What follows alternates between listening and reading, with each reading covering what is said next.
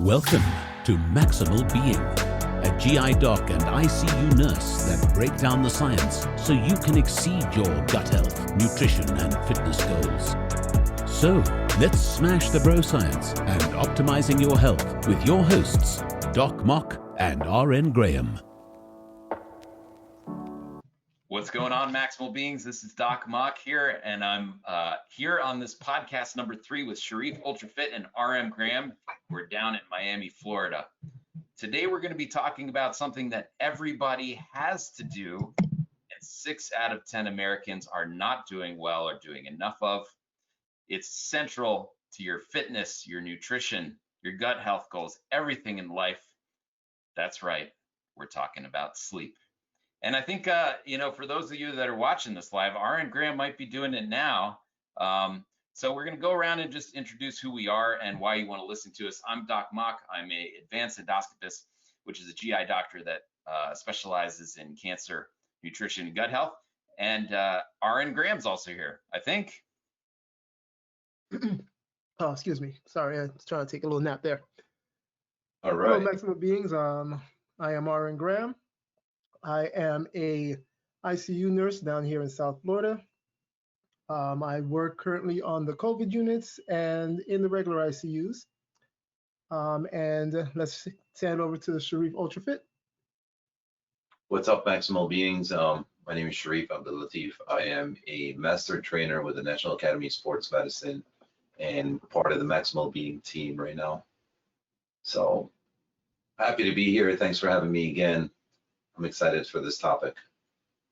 So guys, sleep, it's central to everything. I think there are a lot of people that are out there, they're working on their nutrition, they eat clean, they're hitting their fitness goals, but then maybe they'll see a trough or they'll see a drop in their performance. And so often, at least as a doctor and as somebody that, creates customized plans for people, I counsel them in their sleep hygiene. And I will tell you the percentage of people, the overall national numbers are 6 out of 10 people have some sort of sleep problem. Either they're not getting enough or they're having interruptions in their sleep or not doing something well. And I think our point today is we're going to go through ways to improve upon that. But before we do that, let's understand what sleep is. So sleep is a restorative process. Your body, it's broken down into really 2 different components. There's non-REM or rapid eye movement sleep and REM sleep or rapid eye movement sleep. Within the non-REM sleep, there are 3 different stages. The first stage is where you're able to still respond and you may feel sudden jerks or movements and you can easily awaken from stage 1. Stage 2 is where you start to relax, your muscles will calm down. And then finally of the non-REMs, there's stage 3. And that's where your blood pressure, your heart rate drop. Sometimes your pulse ox will drop a little bit, as will your body core temperature. And this is really the key restorative portion of sleep. On the other end, there's REM or rapid eye movement sleep. Everything's relaxed except for your eyes will move and pulse. And this is where your vivid dreams occur. And so that part of sleep is just vital to processing all the psychological aspects to your day-to-day. So with that said, how have you guys been sleeping recently? RN Graham? I don't know what sleep is. Unlike most people, I work night shifts, and that really does mess with your sleep cycle a lot. So I sleep during the day. The room has to be completely dark. It needs to simulate basically what nighttime sleep would be. But I have learned to utilize the ability to get as much sleep as I possibly can working night shift. Sherif Ultrafit? Yeah, man, it's a huge part of building a healthy body, heart, brain. Like you said, it's a very important process for your brain to reset and regenerate and just perform better the next day and more optimal. So me personally, I've been getting my good sleep in. Yes, I make sure I get my 7.5 hours in every night. I make sure to take a good 90-minute nap in the middle of the day. So I'm good. I love sleep. Yeah, Yeah, he's got it all right, folks. You know, I think in the healthcare industry, it's almost valued to deprive yourself of sleep, right? It's like when I was a resident and a fellow, it's cool that you did a 36-hour shift. You know, you brag about it to your friends, but like, what is the damage that you're doing to your body? As Yeah, as an attending, I can tell you that you know, I had never had problems with sleep. That's like a real doctor is what attending means. You know, not a doctor in training. But I started to notice that I was developing problems with sleeping. You know, it wasn't that I was necessarily not getting enough, but I wake up in the middle of the night and start thinking about my patients or thinking about the cases for the night, then the next day. So that's when I really started to research, you know, sleep hygiene and ways to correct sleep. Guys, what do you think is the right amount of sleep in a day, or is there a right amount? There definitely is a right amount, and it's different based on age range. So for the average adult, it should be between, I believe it's 6 to 8 hours of sleep is what the average adult should be getting. Correct me if I'm wrong with that. Correct. And how So long? Yeah, go ahead. I feel like the 8 hour thing is a myth, right? Because if sleep goes in 90-minute cycles, even if you do the math, you can't even get to 8 hours, right? It's either 7.5 or a little over 8. Mhm. So I feel like that's an old research that they did back in the day before, you know, it was done, I believe, like 30, 40 years ago. Things are way different now. People work more often. Um, so that 8 hour, because everybody thinks 8 hours, 8 hours, 8 hours. And it's actually, if you do the 90-minute cycles, 8 hours wakes you up in the middle of the cycle. So, which kind of messes you up even more, right? Mhm. So Actually, you got funny to that take you that say that. extra, huh? No, funny that you say that because if you really look at the at how sleep developed and how we're supposed to sleep, naturally we're supposed to sleep when the sun goes down. So before we used to go to sleep a lot earlier, then we would sleep for several hours, then we'd wake up in the middle of the night. We would do whatever we needed to do, whether it was prepping for the next day, whether it was studying, whether it was reading, whether it was other things. And then we would go back to sleep and wake up in the morning. Like we would honestly wake up in the middle of the night, have a second sleep cycle, and then we would go back to sleep. That's how it originally was before the the advance in technology that is a light. Before light, before light bulbs and all that, we used to sleep early. Sun went down, turn out the candle, go to sleep. Sleep, wake up, do whatever needs to be done in the middle of the night, go back to sleep, wake up in the morning, and then repeat. Yeah, I think people perseverate so much on numbers and figures. And yes, it's ideal to get 4 to 6 cycles during the course of the night. And what that averages out to is around 6 to 9 hours, actually. But the number is not as important as the quality is and as actually doing it. And like we said, about 6 out of every 10 Americans are not even reaching that 6 hour level. I think a lot of the developments that have occurred distract us before sleep, and this is a big component to sleep hygiene, which we'll get into a little bit. But why do we sleep? I mean, what is the importance of it scientifically? So you want your body to recover, right? You want your muscles to rejuvenate. You want your brain to refresh. It's basically like restarting your computer every now and then, right? Where your brain transforms some of your like short-term memories into long-term memories. Your muscles have nothing else to worry about other than recovering, right? Because you're not carrying your own weight, you're not performing any activities, even just as small as walking to your kitchen. So I feel like sleep is very imperative for a healthy body and mindset. I agree with Don't you guys agree? 100%. Yeah. Yeah, actually, regarding your muscles, the time when you replete your glycogen, right? Glycogen is the energy that your muscles fire on. And you can turn fat into glycogen for the keto folks out there. But if you're on a regular sort of diet where you're incorporating enough carbohydrates, those carbohydrates are turned into glycogen, which are stored in your muscles, and your muscles fuel that as energy. So if you don't sleep, you may notice the next day that you're dogging it at the gym because you haven't properly refueled and restored your muscles. Yes. Also for muscle growth hormone, right? Mom always used to say, like, you need to go to sleep so that you can grow up big and strong. Well, she was like right on. I mean, so your growth hormone levels go up during sleep, and they're inversely related to a stress hormone that's released when you don't sleep called cortisol. So the less sleep you get, the more cortisol you make, that suppresses growth hormone and vice versa. Awesome. So you actually, you grow more muscles during the sleeping period through growth hormone. So there is physiology. Sleeping a lot. There you go.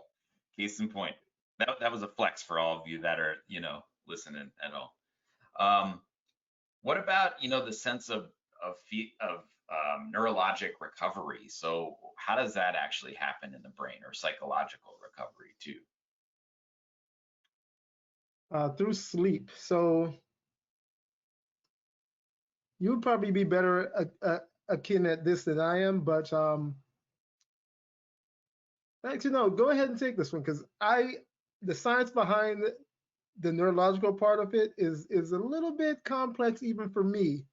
So yeah. I mean, it is very complicated. So, while you're going through your day, your body is generating kind of like, recycling components, right? So you're eating the lettuce that's in the package, but you still have the package to deal with. So you're generating these things called tangles. The tangles will kind of build up in your brain almost like a sludge during the course of the day. And what sleeping does is it takes those tangles and it kind of unfolds them, makes them to a way that they can cross out of your brain and can be properly removed from the rest of your body. Buildup of those tangles over time leads to what sort of chronic neurologic condition? Alzheimer's. Alzheimer's. Yeah, and so there is a great body of evidence that correlates a lack of sleep with an increased risk of Alzheimer's over time. So sleep to save your brain. And then Sherif, you also pointed to neurologic recovery, right? So we talked about REM sleep was the time at which your body is able to deal with these vivid memories and process it through a part of your brain called the hippocampus. And there's also a tie between that and your cortisol levels. What about coffee? I mean, I feel awake when I drink coffee. I can't function in the morning without a little bit of coffee. Is drinking coffee good for your sleep hygiene or bad? It's definitely bad. Definitely bad. Yeah, and why? I mean, what does it do? Well, caffeine basically, whether it be coffee, whether it be energy drinks, what caffeine does is it basically tricks your mind into thinking you're no longer tired. But that's actually the exact opposite. You're still tired. It's just caffeine, believe, blocks like the melatonin receptors. So because of that, it's tricking you into thinking, okay, well, I have enough sleep, I have enough to push through, I'm going to keep going. But it's actually the exact opposite. Yeah, absolutely. And it's not just the caffeine, right? It's the light. There's so many factors that go into it. People that watch TV before they go to bed, all the blue light and your tablet, your phone, so much, right? Yeah, you guys hit on an interesting point there called blue light. So, what is blue light? What makes blue light? How can we get rid of blue light? Do we need to get rid of blue light? Definitely get rid of blue light. Blue light is from electronics, basically.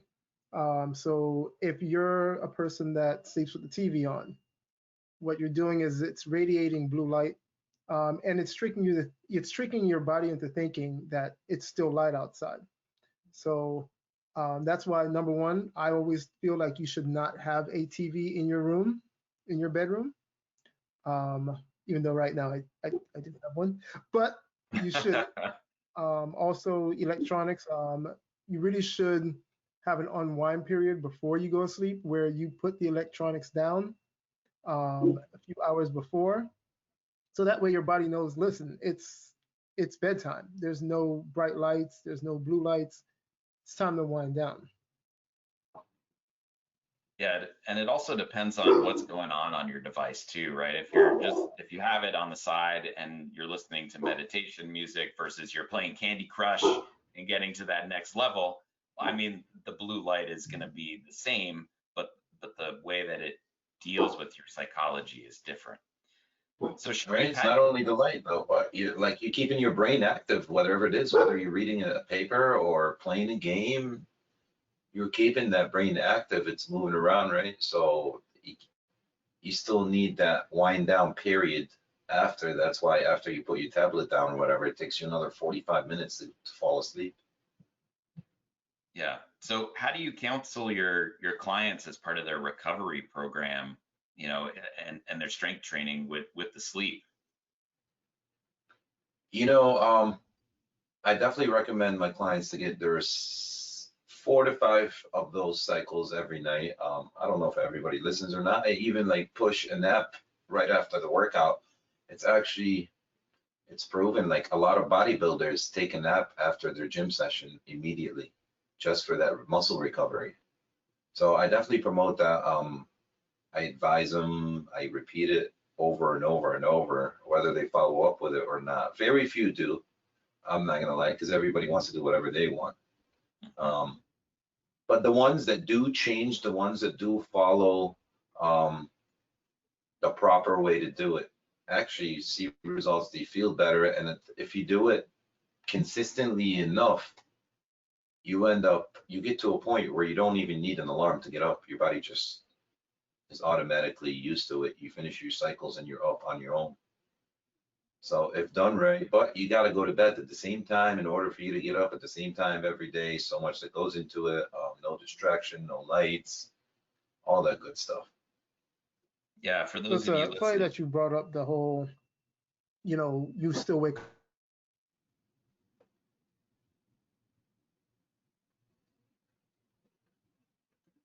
up at the same time thing.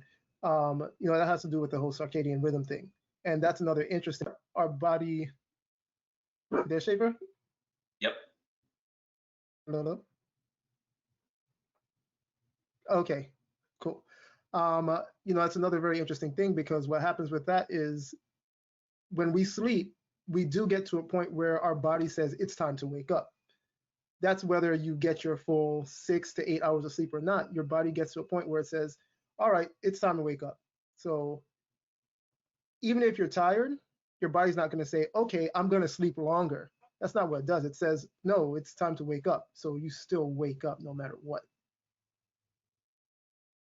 Yeah, I personally, when I was having my sleep difficulties, it was the blue light that was really the common issue. And for those of you listening at home, every phone now has a setting called nighttime where you basically just flip a button, and you may notice that it has kind of an orangey color, your screen will. After that, it's not that it's doing something weird to your screen, it's filtering out the blue light. And by definition, the two opposite forms of light that your cones in your eyes will recognize are blue and orange. And so when you get rid of the blue, things will naturally seem a little more orange, which tends to be the light that doesn't send signals to your pineal gland in your brain to not release melatonin.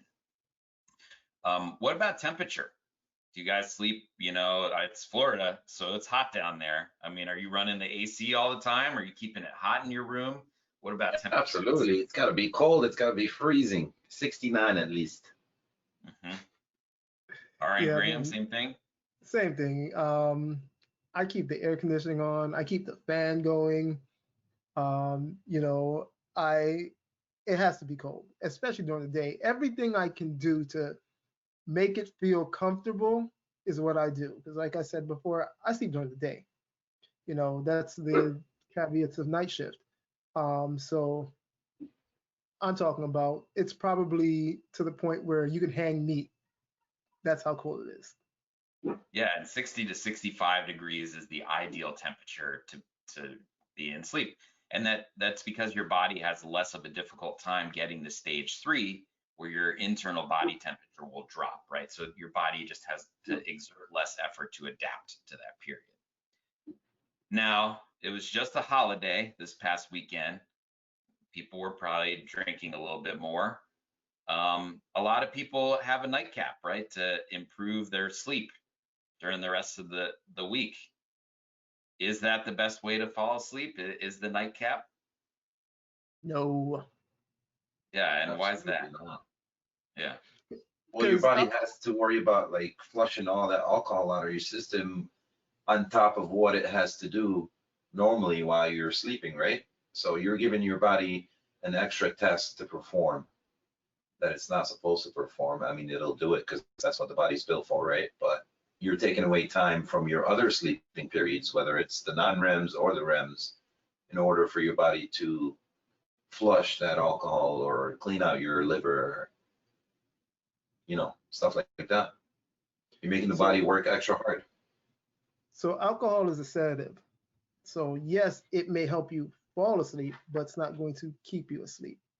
And that's the vicious cycle. It's alcohol to go to sleep, caffeine to wake up. Alcohol to go to sleep, caffeine to wake up. So yeah, I mean, a nightcap may seem like a fantastic idea because afterwards, what do you want to do? You want to sleep. But like Sherif said, what happens is during the middle of the night, you're waking up, number one, because you don't get restful sleep with alcohol. Um, and just the effects of alcohol in general to your body trying to metabolize that alcohol out your system raises your temperature, raises your blood pressure, all those things. So And you have to go to the bathroom a couple of times, so you're interrupting your sleep to wake up and go to the bathroom. Yeah. Yeah, I actually did an experiment this week in preparation for the podcast. So as you guys know, yeah, I haven't really been drinking at all this year, really last year either. I've noticed a humongous improvement in the quality of my sleep. And granted, I used an app. I didn't have EEG monitors on my head to properly monitor this, but I looked at the difference in my sleep. And for those of you watching this on YouTube, I'm going to actually flash the pictures from the app. So the one difference was in the amount of sleep. So in the non-alcohol night, I was able to sleep 9 hours versus 7 hours in the alcohol night. And then the biggest difference was not an REM sleep or light sleep, but if you look at deep sleep, there was actually a difference in over 1 hour, and the amount of times that I woke up during the course of the night was up by about double with the alcohol night as compared to the not. So that's a case in point. Granted, it's a low sample size, but you're not going to get into that deep phase of sleep that you need for all of the reasons that we just discussed: muscle recovery and psychological recovery. Another thing people don't know is how long alcohol stays in your system for, right? So people think like, oh, I drank last night, I'm feeling fine tomorrow, all that alcohol is gone, right? The liver's processed everything, but alcohol will stay in your system for up to a week. So for those of you that are interested in being alcohol free to see what it does to your sleep and experimenting, it takes a week for that alcohol really to be totally gone to maximize your sleep. So it takes time. And then on the other end, caffeine, that's over a day that it's going to take to get out of your system. It's a faster half-life, but to detox from caffeine, it's going to take you longer than just 1 day period. Also, alcohol has a rebound effect. I don't know if you guys have ever felt this, but you like wake up in the middle of the night and you just feel kind of like, nervous or like get palpitations or tachycardic, right, where your heart rate is high. mm-hmm. That it's also because what Sherif was talking about is like the diuretic effect. So you're dehydrated chronically while you're drinking alcohol. What else do you guys recommend, like for sleep hygiene? We talked about blue light. We've talked about temperature. We've talked about keeping things dark and removing caffeine, and then also alcohol. But what about the impact of exercise on sleep? Should you exercise before bedtime? Is it going to keep you revved up? You can't really exercise, leave the gym, come home and jump right into bed. You need to wind down a little, but I don't see why you shouldn't exercise at night. If that's the only time you're allowed to exercise, I don't see why you wouldn't exercise at night. Only problem is you shouldn't take any like pre-workout or stuff that has caffeine that keeps you up, just like coffee, right? So if you're a person that cannot work out without a pre, then I would suggest you work out sometime during the day, early morning. But if you're able to hit the gym an hour, hour and a half with no pre-workouts or coffee or any of that stuff, then why not? Just don't do it right before bed, maybe an hour before. By the time you get home, shower, eat your protein, whatever, that gives you enough time to wind down. What do you think, Rich? I believe that you should try to avoid working out before going to sleep. Because so you go to the gym, you work out, what you're actually doing is you're hyping your body up even more. So there should be a longer rest period between your workouts and your sleep time. So even though technically, yes, are you fatiguing yourself? Yeah, you're fatiguing yourself. But when you go out and you work out, and especially if you get a really good workout in, you'll notice that your mind is sharper during and even after the workout. Your veins are popping, your body is just in go mode. So, from what I know, you should try to avoid working out before periods of sleep. Yeah, there needs to be a little bit of a detuning time period. And you've heard it from two experts, ladies and gentlemen. You need to shower before you go to sleep if you've worked out. I never said that. I never said that. Do you guys recommend any sort of supplements or anything to help with sleep, or have you tried anything personally? I take melatonin. It helps me because once again, I sleep during the day, so anything that I can use that's helpful. And you really should monitor the amount of melatonin that you take. A lot of these melatonins that you can buy on the store shelves are actually a little bit too much. They're as much as 10. Really it should be between 3 and 5, more so 3 if you're taking melatonin. You can also try magnesium, which we discussed before on the previous podcast on the effects of magnesium and why it would help with sleep and just the muscle relaxation part of it. And there's another supplement that I've used called ZMA, which is zinc, magnesium, and vitamin D. And that has also proven to put you into deeper sleep. And these are all more natural things, more so than taking something like a Z-Quil or prescription strength stuff like Ambien and these other sleep aids that are generally speaking a lot more addictive to use than something like a supplement such as ZMA, melatonin, or so forth.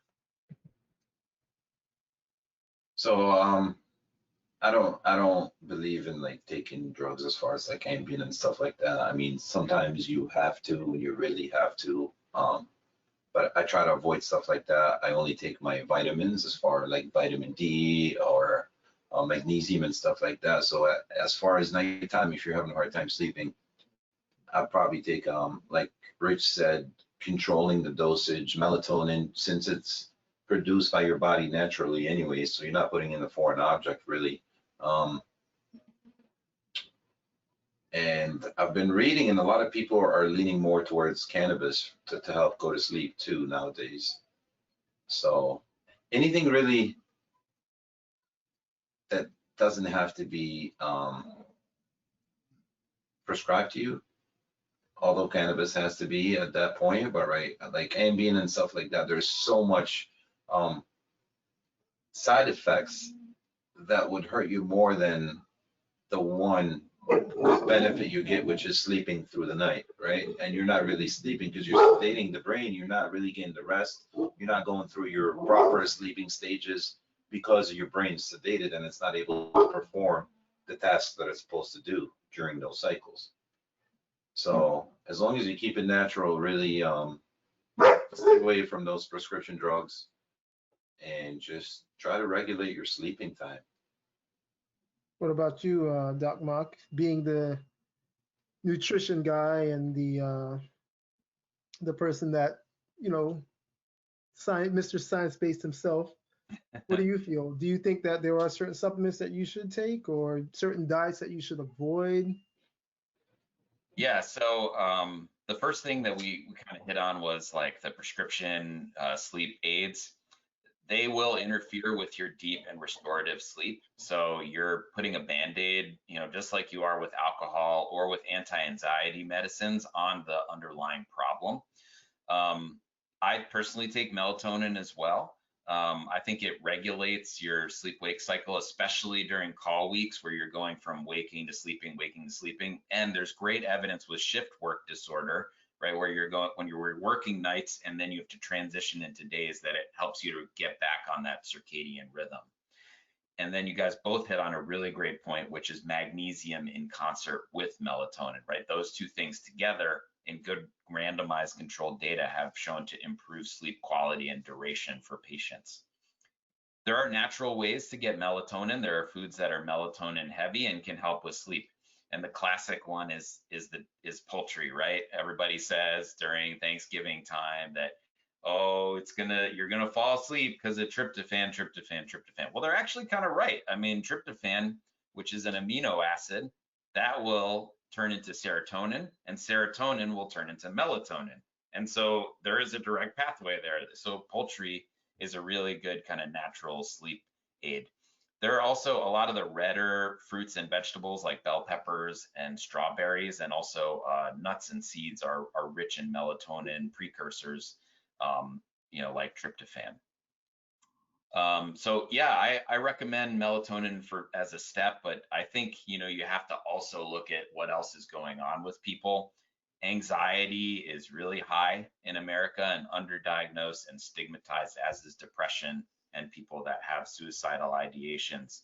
And so instead of just giving them a pill and sending them out the door, you want to delve into that a little bit more. And so there are meditation apps like Headspace that are helpful that I recommend to people. And also I recommend journaling before bedtime, to just write down some things that were bothering you during the day, what happened, and that allows you to process those things before you even get to that REM sleep, to subconsciously process those things. It kind of flushes out the brain in that sense. So a lot of flushing happening with these things. In terms of bodybuilding supplements, so glycine, which is an amino acid, is really great at improving sleep quality. Do you guys recommend any other amino acid supplements other than just a protein shake, you know, from a bodybuilding restoration recovery standpoint? Glucosamine, there's a bunch of amino acids out there. As long as you get them in, obviously better quality, less chemicals. But yeah, that's pretty much it. For me, I recommend casein protein, just because, you know, you don't have to worry about that late night hunger that you'll get, because the casein does break down much slower. And it's a good little treat before bed. So, you know, you don't have to worry about that craving in the middle of the night. Yeah, and if you are interested in learning more about casein, our YouTube channel has a good video on that, and we've also posted a recent article on our website, maximalbeing.com/learn. Let me ask you a question, Schaefer. Yeah. Do you think people should take the melatonin on a regular basis, like every night, or just when they're having a hard time sleeping, or how does that work? Because from my understanding is, if you feed the body more melatonin, eventually at some point your body will stop producing it because you're giving it to it, you know, in other ways. So your body, so you don't overload on the melatonin, then your body stops producing the melatonin, knowing that it's going to get it in at the end of the night through a pill form. Talk to me about that. Yeah. So one of the points that R. Graham had mentioned was the dosing. So I always recommend that if people are going to experiment with it, to start on a lower dose. So 3 milligrams is the lowest possible dose. Like we said, you know, a lot of the prescriptions and also the non-prescription melatonins that you can get over the counter are starting at 10 milligrams. And then people will try it, they'll fall asleep through their alarm in the morning, and then they'll never go back to it. But you want to start low and start slow, and even start on the weekends, right, where you don't have to necessarily get up for an alarm. In terms of suppressing your natural physiology, they have studied that as well. They did levels of circulating melatonin, and also the responses through MRI dynamic imaging. to look at the response of giving melatonin on a regular basis and then withdrawing it. And there's not actually a compensatory mechanism. Your body will continue to adapt. That part of the brain is very plastic, so it'll move and shake. But yeah, I recommend in generally, if you don't need to take any supplements or pills, to try everything naturally, right? But I think for people like, you know, Aaron Graham, that's switching from days to nights all the time, it's a really good way to just make sure he gets that quality sleep. I'd rather have people get the quality sleep to see the benefits with their health, nutrition, and fitness than not. But yes, I would prefer if people didn't take a pill every day in any form. Okay. That's a universal message. So why don't we wrap things up? Or unless there's any parting points that you guys wanted to give to our listeners. Yeah, so the REM stage, that's when you're basically paralyzed, right? The only muscle that works are your eye muscles and your brain. Everything else is paralyzed, so you don't act out your dreams and stuff. So what about those people that sleepwalk or you know, get up and punch people while they're sleeping?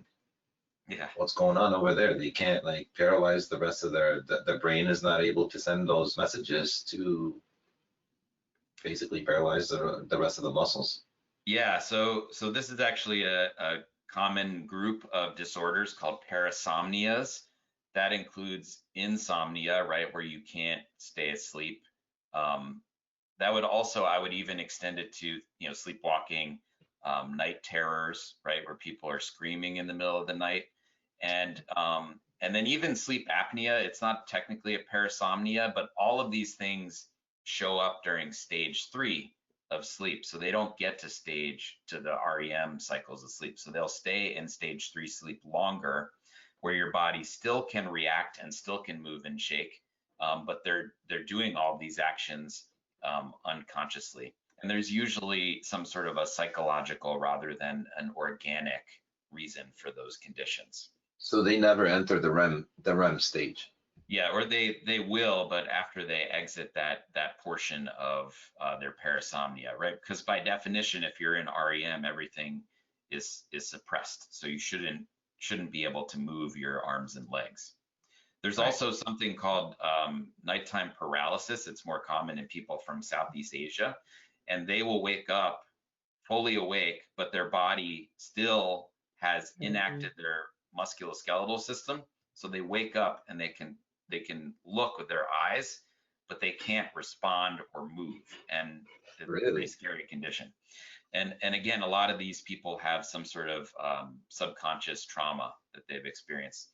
As a true story of somebody that I grew up with, we had a woman that would come over and help take care of my little sisters when they were younger, and she would bring her daughter, who is from Iran, and she had undergone a terrorist attack when she was over there and had a lot of, you know, PTSD as a result. So she would have night terrors when she would take her nap during the middle of the day. But she wasn't aware of it, and her mother wasn't aware that, you know, it could be a problem or that there's a fix for it. So that you can't fix that medically, right? You said that psychologically you got to work on the psyche part. Yeah, I think that you can do self-care things like what we talked about to maximize your chances at sleep hygiene, but, you know, seeking a psychological professional's help in those certain circumstances are really, really important for success. Any other parting points regarding sleep, guys? Basically, stay away from alcohol before sleep. Stay away from spicy foods as well. You know, it's just listen. Put your tablets down, put your phones away. You know, get your room nice and cold, be comfortable.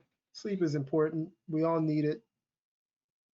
Caffeine, yeah, it might help us mentally to think that we aren't as tired as we are, but, you know, listen, sleep is important. Get it, you need it. Yeah, definitely get your naps in. You know, a lot of people try to skip out on their sleep or shorten their sleep period just so they can perform more, right? Like, you're hungry, you want to work more, you want to be successful, you need to use a lot of that 24-hour period towards your work as opposed to sleeping. But if you really think about it, if you're not getting enough sleep, then those 20 hours that you're working, how well are you really performing? Because you're tired, you're sluggish, you forget stuff. But if you take an extra 90 minutes to nap or something, yeah, you lose the 90 minutes, but you're performing so much better and you can get more done, more efficient. That's what I think. Yeah. So make sleep a priority. It's central to every possible fitness, health, nutrition goal that you're trying to reach. Get enough, get proper cycles, get quality cycles, eliminate the alcohol, caffeine from your life. If you want to try some supplements, tread lightly, keep the room dark and cold, and get rid of the devices for the love of God. Yes. So with that said, let's transition into our first piece of listener mail. This comes from Red. He says, hi, can you give me tips on eating and working out with GERD? That's gastroesophageal reflux disease. Do you suggest ab exercises? I thought it would negatively impact it, ? So as the fitness guys in the room, do you personally suffer from reflux ever? Have you suffered from it? Do you have clients that suffer from it? And do you tailor your strategies for fitness around that condition? I mean, if you have conditions, we can always tailor your fitness needs and exercises around that. I don't know, and you can correct me on that, Schaefer, because you're the doctor. But I feel like that's more induced due to a due to your nutrition plan. That's why you get those reflexes. I don't know if it's not like you're born like that, are you? So certain people are born with reflux. There are children that have reflux when they're babies. That's usually nutrition related. It has to do with an allergy to the formula or lactose, the milk that mom is producing. And you're right, yeah, like nutrition is definitely a common denominator with reflux, what you're eating.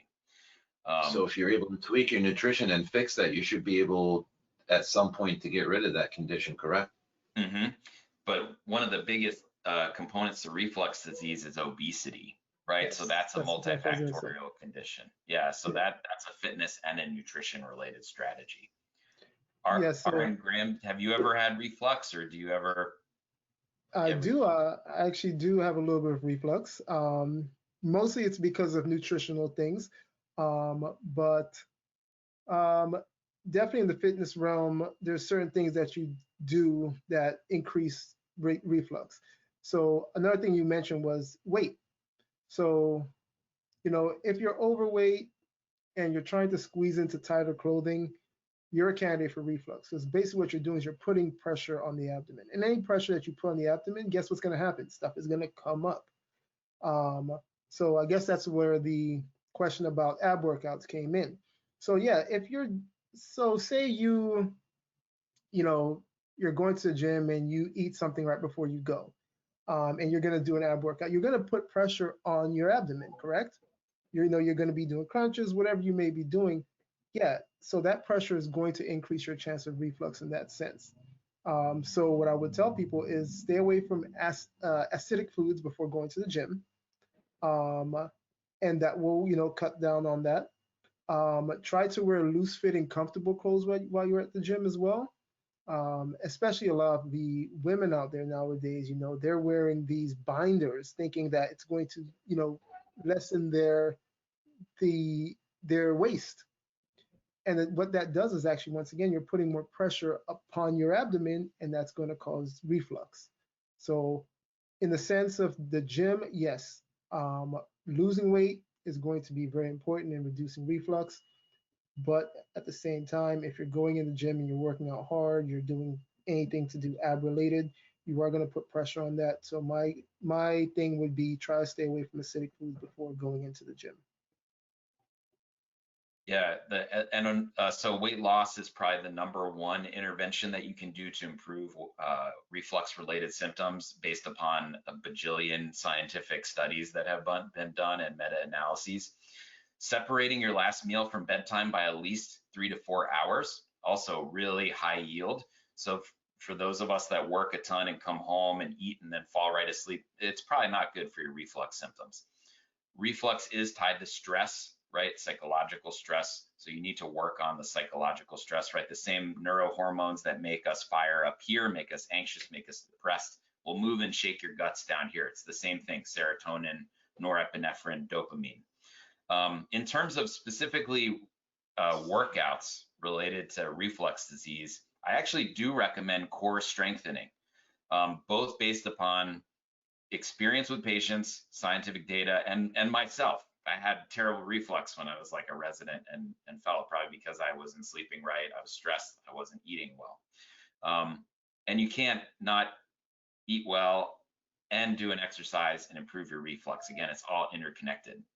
But strengthening your core, your anti-reflux valve, or the valve that keeps stuff in your stomach from coming up into your esophagus, is tied to your diaphragm and your core muscles. So if you strengthen your diaphragm and your core muscles, that will strengthen the barrier for which that acid can come up into your esophagus, and it will be less likely to do so, right? And we talked about intra-abdominal pressure, right? That pushing on your belly.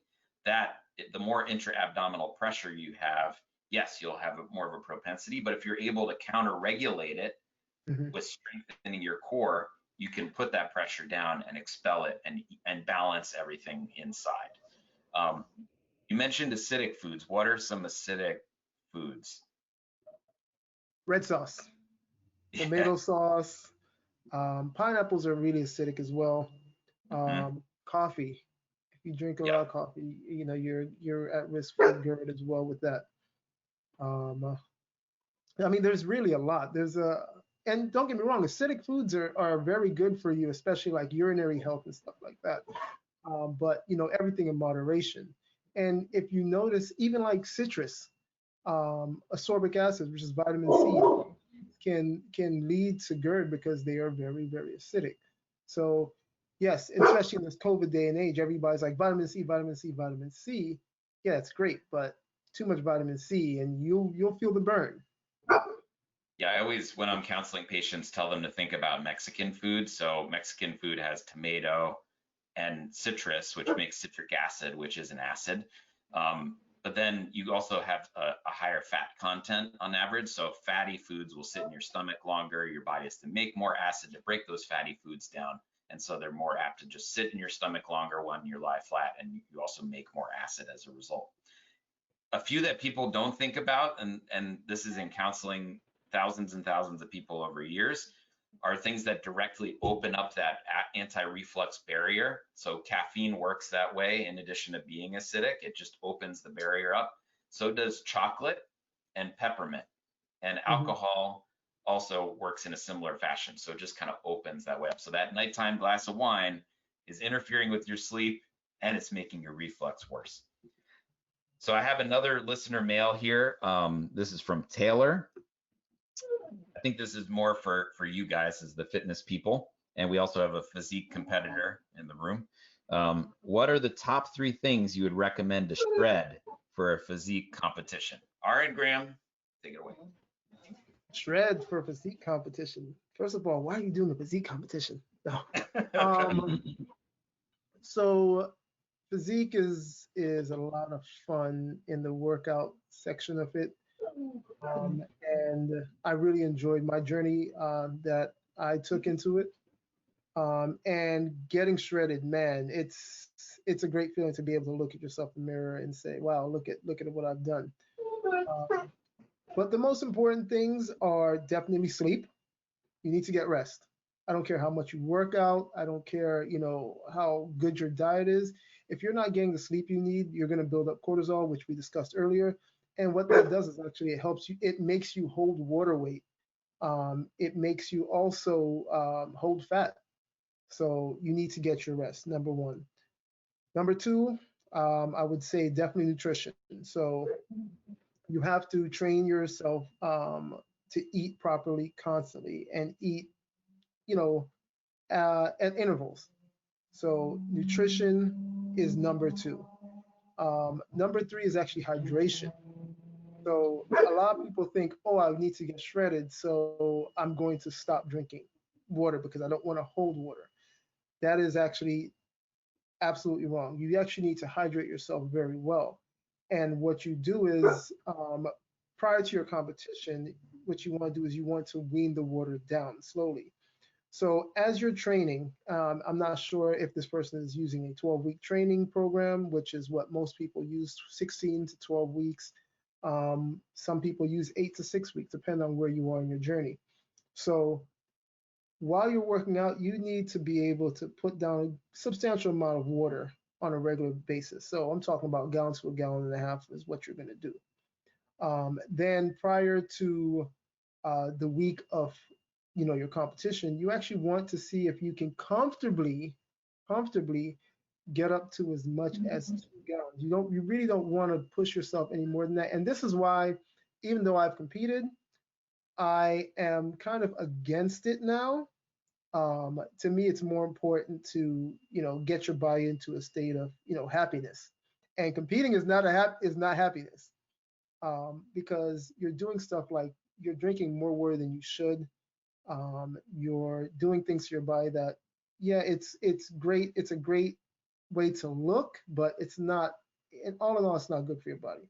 That being said, on that last week, you want to get up to about 2 gallons on that Monday. So say your competition is on a Saturday, you want to get up to 2 gallons, and you want to slowly wean down to about, I would say a quarter gallon the day before your competition. I say this because you don't want to be on stage cramping, and you don't want to be dehydrated passing out on stage. So to think that you need to, not drink any water, that's big problem, this big misconception. So hydration, sleep, and nutrition are the 3 things that I did to help me get to that shredded point. You have any additions, Sherif Ultrafit? Man, I couldn't agree with him more. It's really nutrition, right? It's nutrition. I've never competed, so he's got more experience on me in that stage. But I agree with him. Nutrition is a very important part of everything, of your sleep, of your diet, of your physique, of your performance. And just like we talked about, you need to sleep to recover and rebuild and be ready to go again, especially as a competitor.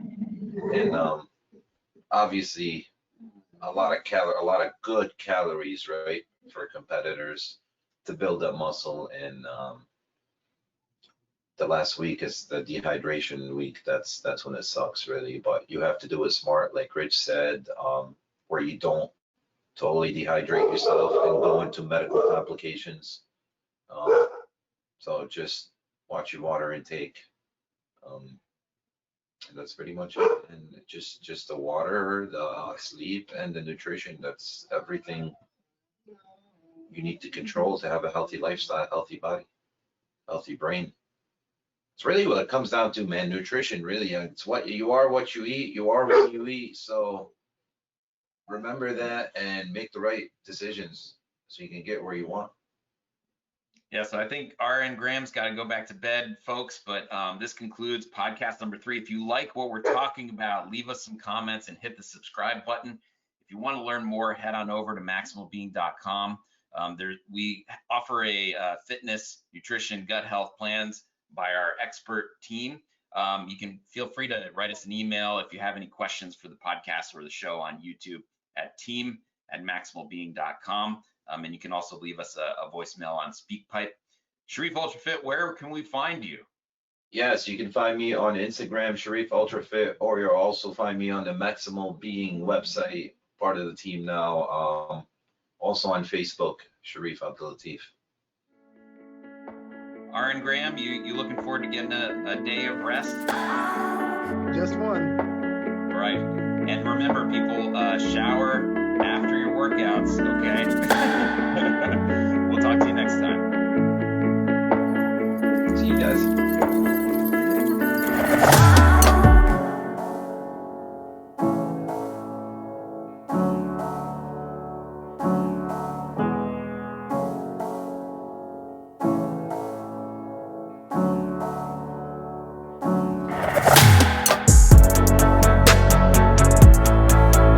This conference will now be recorded.